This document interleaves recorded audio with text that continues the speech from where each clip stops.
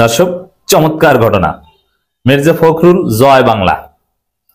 মির্জা ফখরুল নিজে জয় বাংলা হচ্ছেন, রাজাকার পুত্র ভারতের রাজাকার মির্জা ফখরুল, জেল খাটা সাজা খাটা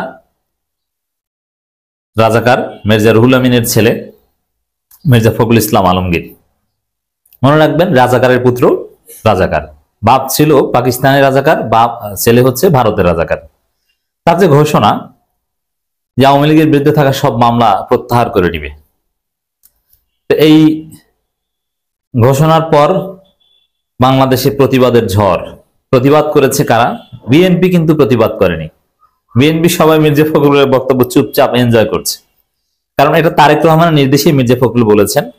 তারেক রহমানের নির্দেশ, স্থায়ী কমিটি মিটিং এ সিদ্ধান্ত হয়েছে যে আমাদের নিজস্ব ভোট যেহেতু সব দাঁড়িপাল্লা হয়ে গেছে, ধানের শীষ যেহেতু এবার চিটা, ধানের চিটা, এখন নৌকার ভোট ছাড়া আমাদের আর কোনো উপায় নাই। অতএব নৌকাকে যেভাবে পারো তোমরা আস্থায় নাও, তাদের মামলা প্রত্যাহারের ঘোষণা দাও, তাদের পাশে থাকার ঘোষণা দাও, যাতে ভোট দেয়। এখন এই পয়েন্টটা খুবই সিগনিফিকেন্ট। মামলা প্রত্যাহারের ঘোষণা দিলে ভোট দেওয়াটা অত্যন্ত স্বাভাবিক, কিন্তু মজার বিষয় হচ্ছে বিএনপি ক্ষমতায় আসতে পারবে না আর মামলা প্রত্যাহারও করতে পারবে না। এখন সব মামলা প্রত্যাহার করা হবে এই ঘোষণা দিয়ে মির্জা ফখরুল জনতার প্রতিরোধের মুখে পড়েছেন। জামাত শিবির সবচেয়ে বেশি প্রতিবাদ করেছে, শিবিরের কেন্দ্রীয় সভাপতি থেকে শুরু করে জামাতপন্থী অ্যাক্টিভিস্টরা সবাই ঝাঁপিয়ে পড়েছে, এবং এনসিপির ছেলেরাও কিছু বলছে। তো মির্জা ফখরুল বড় বেকায়দায় করেছেন যে কি বললাম আর কি হয়ে গেল। পরে দ্রুত সিদ্ধান্ত নিয়ে মিডিয়ায় একটা স্টেটমেন্ট পাঠিয়েছেন অ্যাডভোকেট তাইফুল ইসলাম টিপু স্বাক্ষরিত সহ দপ্তর সম্পাদক। না, আমার বক্তব্য ভুলভাবে উপস্থাপিত হয়েছে। যদিও এই স্টেটমেন্ট দিয়ে মির্জা ফখরুল জাতির সামনে মিথ্যুকের ঘরের মিথ্যুক হিসাবে প্রতিষ্ঠিত হলেন এবং সবকিছু লেজে গোবরে করে ফেললেন, মাখিয়ে ফেলেছেন। অবস্থা আরো খারাপ হয়েছে। মানে তিনি এই স্টেটমেন্টে যেটা বলেছেন, এটার এক কথা হচ্ছে যে তিনি পিছু হচ্ছেন। মানে ওই ঘোষণা দিয়ে জনরোষে পড়ে এখন এই ঘোষণার বিরুদ্ধে বলেছেন। কিন্তু দেখেন কতটা অসহায় মির্জা ফখরুল, কতটা জয় বাংলা হয়ে গেছে। আমি দেখাবো প্রমাণ, মজা পাবেন। প্রথম কথা হচ্ছে তিনি বলছে আমার বক্তব্য ভুলভাবে উপস্থাপিত হয়েছে। আচ্ছা, বিষয়টা এরকম না। বিষয়টা বলার কথা ছিল যে আমার বক্তব্য ভুলে রেকর্ড হয়ে গেছে, ভুলে ভিডিও হয়ে গেছে, এছাড়া আপনার কিছু বলার নাই। কারণ মির্জা ফখরুল স্টেটমেন্টে যেটা অস্বীকার করেছেন ওটা স্পষ্টভাবে তিনি বলেছেন, ভিডিওতে স্পষ্ট শুনেছি। এর মানে ভিডিও, ওটা লিখিত কোনো বক্তব্য না। কিছুদিন আগে নিউ ইয়র্কে বসে, মনে আছে, ভারতের একটা মিডিয়ায় সাক্ষাৎকার দিয়েছিলেন যে আওয়ামী লীগকে নির্বাচনে চাই, আরো নানান কিছু সাক্ষাৎকার দিয়ে প্রথমে বলেছিলেন যে আমার বক্তব্য ভুলভাবে উপস্থাপিত হয়েছে। এরপরে বলছেন যে এরকম কোন সাক্ষাৎকারই দেয়নি। মানে মির্জা ফখরুল হচ্ছে মিথ্যুকের বাচ্চা মিথ্যুক, মিথ্যুকের ঘরের মিথ্যুক, একজন ধান্দাবাজ, বাটপার, রাজাকার, দালাল। এরকম মিথ্যুক বাংলাদেশের রাজনীতিতে আমরা থাকতে দিব না। এই মিথ্যুকের পরাজয় নিশ্চিত করে ছাড়বো। আপনি লিখে রাখেন, আপনি বিএনপি করেন, লিখে রাখেন, এই মিথ্যুক ধান্দাবাজ মির্জা ফখরুলদের রাজনীতি চলবে না। বুইরা খাটাস, এক পা কবরে গেছে, এখনো এরকম মিথ্যা কথা বলে। কোন আল্লাহর ভয় নেই। আল্লাহর ভয় থাকবে কি? শরীয়ত আইনে তো বিশ্বাস করে না, ইমান আছে। আমি চিন্তা করি, ইমান থাকুক আর না থাকুক, রাজনীতি করলে মিনিমাম ডিসেন্টনেস থাকলে কিছু সত্য কথা তো বলতে হয়। এরকম ডাহা মিথ্যা কথা, মানে কোন সে ইতর শ্রেণীর থার্ড ক্লাস বাটপার না হলে এরকম নির্লজ্জ মিথ্যা কথা বলতে পারে না।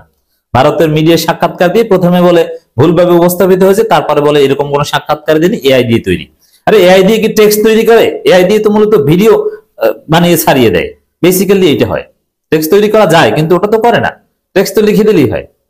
কি বলছেন নিজেও বুঝেন না, কোন এলেম কালাম নাই, ব্রেইন নাই, এরা ভাব নাই, শিক্ষিত। এ নাকি আবার ঢাকা বিশ্ববিদ্যালয়ে পড়েছে, হোয়াট এভার। তো এখানে আওয়ামী লীগের বিরুদ্ধে থাকা সব মামলা প্রত্যাহার করে নিবে এই কথা বলে এখন বলছেন যে আমার বক্তব্য ভুলভাবে উপস্থাপিত করা হয়েছে।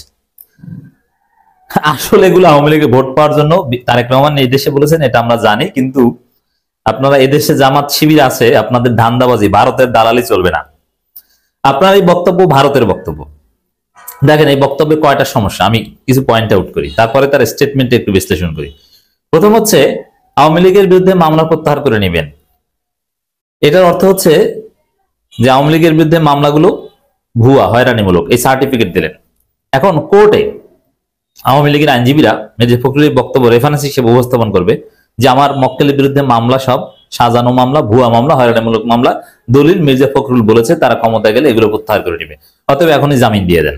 আওয়ামী লীগের হাতে একটা বড় অস্ত্র তুলে দিল, ভয়ানক ব্যাপার। দ্বিতীয় হচ্ছে বিএনপি আদালতের স্বাধীনতা বিশ্বাস করে না। মামলা হলে তদন্ত হবে এবং হয়রানিমূলক ভুয়া মামলা হলে যে মামলা করেছে তার শাস্তি হবে, এটা নতুন আইন। তো এখানে তো দলের কিছু করার থাকবে না, এটা তো আদালত স্বাধীনভাবে করবে। অথচ মির্জা ফখরুল সে নিজে ওটা করতে চান, মানে আদালতে তিনি হস্তক্ষেপ করবেন, স্বাধীনভাবে আদালত চলতে দিবেন না। এটা হয়ে গেল না। আর দ্বিতীয় কথা হচ্ছে যে আওয়ামী লীগ কোনো অন্যায় করেনি। আওয়ামী লীগ বিএনপি সব ভালো, বিএনপির বিরুদ্ধে বিএনপি যা করেছিল আওয়ামী লীগ ওইটা করেছিল, অর্থাৎ বিএনপির বিরুদ্ধে আওয়ামী লীগ মামলা করেছিল, আমরা করব না। এরা যে গণহত্যা করেছে এগুলো কোনো অনুভূতিই নেই। কতটা ভয়ানক মির্জা ফখরুল, কতটা ডেঞ্জারাস ভারতের দালাল। এই দালালদের যারা ভোট দিবেন, প্লিজ ভোট দিয়েন না, বিপদে পড়বেন। আমি বিশ্বাস করি মির্জা ফখরুল এমপি হতে পারবেন না, তিনি নিজেকে জয় বাংলা করে দিচ্ছেন। এবার দেখেন মিথ্যা, এই যে মিথ্যুক, আমি যে বললাম যে একজন এরকম একজন বুইরা খাটাস কিভাবে মিথ্যা কথা বলে, কোনো ইমান আখলাক কিচ্ছু নাই, তার এই স্টেটমেন্ট দিয়ে আমি একটু প্রমাণ করে দিচ্ছি। 11 নভেম্বর 2025 বিকালে ঠাকুরগাঁও জেলাধীন সদর উপজেলা মোহাম্মদপুর শাপলা সরকারি প্রাথমিক বিদ্যালয় মাঠে এক মতবিনিময় সভায় দিয়ে আমার একটি বক্তব্যকে ভুলভাবে ব্যাখ্যা করে বিভিন্ন গণমাধ্যমে উপস্থাপন করা হয়েছে। অথচ ভিডিওতে আমি বারবার মিলিয়েছি, কোনো গণমাধ্যম এই যে ভুলভাবে গণমাধ্যম বলছে, আমি চ্যালেঞ্জ দিয়ে বলছি, একটা গণমাধ্যম মির্জা ফখরুলের বক্তব্য একটা শব্দ এদিক ওদিক করেছে কশিন গেল প্রমাণ করতে পারবেন না। প্রত্যেকটা গণমাধ্যম ভিডিওতে যা বলেছে হুবহু ওইটা লিখে দিয়েছে। অর্থাৎ মির্জা ফখরুল মিথ্যুক, কি ভুল লিখেছে তার বলতে পারবে না, বুঝতে পারছেন? ভিডিও বক্তব্য এখানে আবার ভুলভাবে উপস্থাপিত, মানে ভুলভাবে ব্যাখ্যা করে বিভিন্ন গণমাধ্যমে উপস্থাপন করা যা অত্যন্ত দুঃখজনক। বাটপারের ঘরে বাটপার, মিথ্যুকের ঘরে মৃত্যু। আমি আমার বক্তব্যে বলেছি যে আমরা প্রতিশোধের রাজনীতি করতে চাই না, এটা বলেছেন, এটা ঠিক আছে। আওয়ামী লীগের মতো হয়রানিমূলক মামলা করতে চাই না, তাহলে কি আপনারা আওয়ামী লীগের মতো হয়রানিমূলক মামলা করেছেন, এটা স্বীকার করা হলো না? মানে এখন থেকে আর করবেন না, আগে করেছেন। বুঝতে পারছেন কিভাবে লেজে গোবরে পাকিয়ে ফেলেছে? আমি আমার দেয়া বক্তব্য আরো বলেছি যে এই ইউনিয়নে হয়রানিমূলক কোনো মামলা হলে আমরা তুলে নেব। প্রথম কথা, এই ইউনিয়নে এটা বলে নাই, আর এই ইউনিয়নে হলে সেটা তুলে নেবেন। যদি হয়রানিমূলক মামলা হয়েই থাকে তাহলে এই ইউনিয়নেরটা তুলে নেবেন, এটা কি আপনার জুরিসডিকশন? আপনি মহাসচিব কি ওই ইউনিয়নের বিএনপির, না আপনি বাংলাদেশের? সারা বাংলাদেশে বিএনপি যদি কোনো হয়রানিমূলক মামলা করে সেটা তুলে নেবেন, এটাই তো বলা উচিত। আর হয়রানিমূলক মামলা হলে তুলে নেবেন, এটা এখন অস্বীকার করছেন কেন? এটা বলতেন যে সারা বাংলাদেশে তুলে নেবে, এটা তো ভালো। আর হয়রানিমূলক মামলা আসলেই বিএনপির লোকজন করেছে, আর জামাত যেসব মামলা করেছে আওয়ামী লীগের বিরুদ্ধে, ওটা হয়রানিমূলক না, ওটা হচ্ছে অরিজিনাল মামলা। আর বিএনপি হচ্ছে মামলা বাণিজ্য করে।